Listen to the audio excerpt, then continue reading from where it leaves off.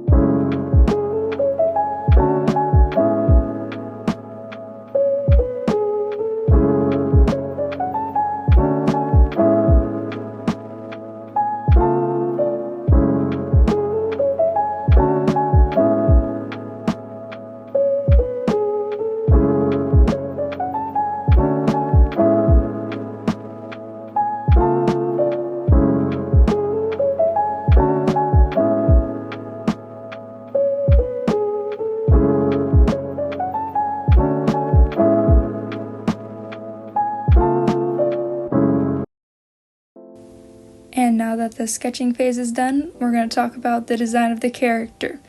And as you can tell, I decided to do not a portrait because honestly I thought that it was too boring, and I figured out a few things that would be better for this video because you guys still don't know who this character is actually, and I found that looking at people's art can tell a lot about a character even without knowing their entire backstory. You can tell this a lot just by the expressions on a character's face and what they're doing. So to show that, I decided that I would draw more than a singular pose that was frankly not that expressive. So I had the non-expressive pose and then a few others that showed what she's like. And so she got a mind of her own. She doesn't really like listening to other people because frankly, ever since she was 10, she's been out on her own, so she hasn't really had any authority figures in her life besides the bad ones from the war. So because of that, she's now just gone full rebel, I guess. And as to be expected from that, she struggles with anger a lot, so her friend Devin usually has to reel her back in and keep her from sending them to jail a lot. But even with her defiant and independent behavior, she still is kind to the people she cares about. Like, she doesn't treat them like trash. She is mostly this way because she feels bad and powerless against people she can't fight, and she can't protect the people she cares about. So that's the reason for a lot of her anger too. To show that, I gave her more wild hair than her original. In her original design, her hair seemed very flat and constricted. And I'm just thinking, if she is this angry character who's always bouncing around, giving out remarks or whatever, like, your hair is going to be a lot more flowy and out there and light too. So I tried to show that with fluffier hair, and also whenever you have shorter hair, it generally is already bouncier and lighter. So that's a new redesign that I did for her based on more of her personality. Because if you have a character, and this is true for real life, like, how you look, how you dress, and how you act are all interconnected. So you have to show that in your characters if you want them to be a little bit more realistic. It's not only hair that needed to change, it was also her outfit. Because, like I said, her outfit looked too much like a Naruto character, and back then, whenever I originally designed her, I was inspired a lot by that kind of style.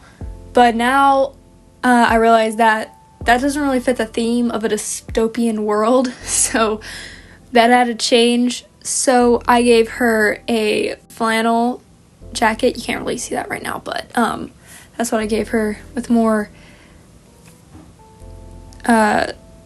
like not hard edges, with more scratched up edges, and sometimes band-aids, and darker clothing so that she can blend in more with her surroundings, not drawing attention to herself. And also, it looks like she found these things from, about in the junkyards.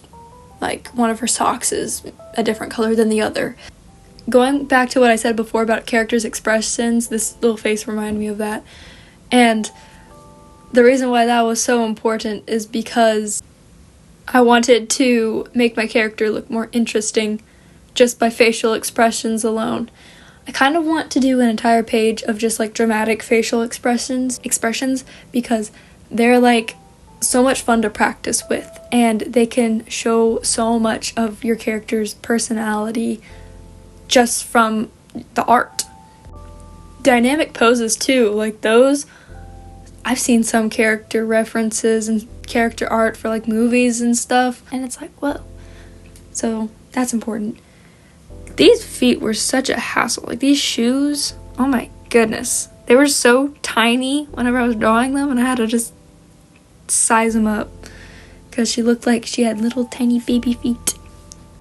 But yeah, that's basically what I did. I tried making her look more interesting to the eye, make you wonder kind of oh, what's going on? What's she up to? Oh, I want to know about this character. At least I tried to do that. Since the line art part is almost done, I'm gonna quickly just put in all the base colors, and then we'll get to shading. Alright, so after all the base colors are done now, I want to actually talk about why I chose these colors. And through learning how to draw and stuff, I've learned that coloring is also a very important aspect. You gotta learn how to do line art, of course, but coloring really can make or break an art piece. So what I've learned is that colors go along with personality. There is this chart that actually shows what kind of personalities and stuff goes with what colors. My original design, she had much cooler colors, and usually for cooler colors like blue, purple, and even green, those aren't really colors for aggression or show anger or anything like that. They usually do a more calming feeling whenever you look at them. So I decided to give her red, which is more abrupt and aggressive. You can, in some cases, use colors out of the chart for different stuff, depending on what you're doing, but I just wanted to make her character look more like her personality. And red doesn't just mean angry and aggressive. It also means excited and things like that. So I think that fits her a lot more than the blue did. So that was another change that I made. The rest of her colors in the new design are just colors that I thought would match the red and also fit well with the designs I had already made, like her pants. Honestly, I didn't really plan on having her socks matched at first, but I decided because art is just something you go along with. It's like the designing process, you just see what works and what you like, and you keep on trying whenever you're making new things. After I'm done coloring, I like to shade the skin with a purple color, and then after that, I like to do a peach color surrounding the purple because I think it makes the skin look a lot more vibrant and alive than just the purple. And this took me a while to figure out for my style because I used to despise coloring and shading my artwork because I didn't know how to do it at all. So if you are struggling with your art and you don't like coloring, just take the time, look up some videos and figure it out because I promise you it'll pay off. And I'm still learning how to do it. I also I saw this, and adding in a lighter color in the shadows underneath and the darker parts makes it look so much more interesting too. And ever since I saw that, I've been doing it with my art and I love it so much. And by lighter color, I mean lighter color of the shading color because don't just add in a random light green or something. Although, it might look interesting. I haven't tried it out, so you could go do that. I am not stopping you. Go for it, broski. Now that we're getting to the hair portion of this, I would actually like to say I really liked how the hair turns out. I used to make my hair really flat whenever I would do it. I don't know what my deal was with making everything so flat. I think I was too scared to experiment. But with this, I actually started adding in strands, and I think it adds to it in a way that's not too distracting or too realistic. And sorry for the sudden jump, but if I was going to video all of the shading process, that's going to make this video incredibly long. And I can tell some of y'all are already okay, when is this going to be over? But anyways, I just used the same color purple or dark purple throughout the entire thing and just shaded where I thought the opposite of the light was hitting the clothing. And now to make the shading look more interesting, I am making the bottom portion even darker than the lighter. Here I am making a gradient of Jen's clothing itself so that it can look more interesting too, because that is the last thing I want. I will not have flat clothing, flat characters. I would like it to all look like it's alive and coming from the page. So I just added a darker, a middle color, and a light color, and added some Gaussian blur, and there was your gradient. I'm doing it to pants and now the jacket, and it's just the same thing for both, just dark, middle color, lighter color, Gaussian blur, 5%, and then it's good. I decided to make the top part darker. Actually, yeah, for this, I decided to make the top part darker and then it go lighter and lighter down because I wanted it to be different from the pants. Because if it was the same, then it would just blend in with each other, making it look flat and getting rid of my hopes and dreams of this entire thing. And we don't want that, so that is why we do this. Apparently I wasn't wise enough to just do all of the shading in one go, and I did the shoes shading on another layer, but I did that, and so we're watching that. And of course I'm shading in the necklace because I don't want that to be barren and people notice. So there's that. And onto the eyes, which is one of my favorite parts of drawing characters. And I know a lot of artists say that, but it is so much fun because it's so many shapes and you get to see where you put the shinies and where you put the gradients and stuff. Because I love, what I do is I put a gradient beneath, as you can see. I put shading on the top part, and then I add in a dark pupil. Sometimes I'll add a light pupil, depending on how I'm feeling, really. And so I add that in, just to make it all look interesting and stuff. And then on top of it, I make sure to add a blue. I don't care if my shading is going to be dark red or dark purple or even like whatever. I always make my eyes a dark blue because I feel like it just makes it look better. And then at the very end, I add in my shinies just to make it all look great. And the reason why I'm adding in different color shines is because this is like the last chance to add in a complementary color to my artwork and my characters. And it's like really small and I don't think anybody will notice it, but I notice it, so I put it in there.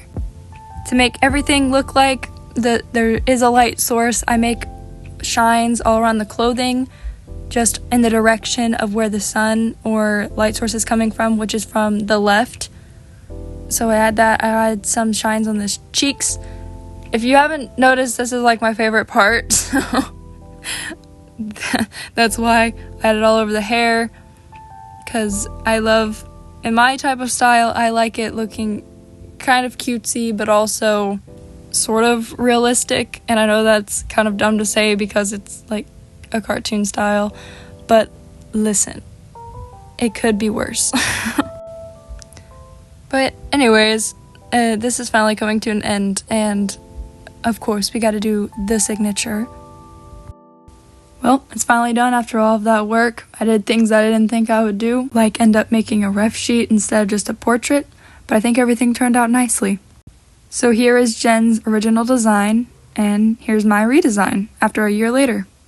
I know this was a little different, but thanks for watching. I hope you enjoyed. I am still going to make animations, but if you guys like this kind of speed paint voiceover content, let me know, and I can do this along with animations. Until next time, see ya!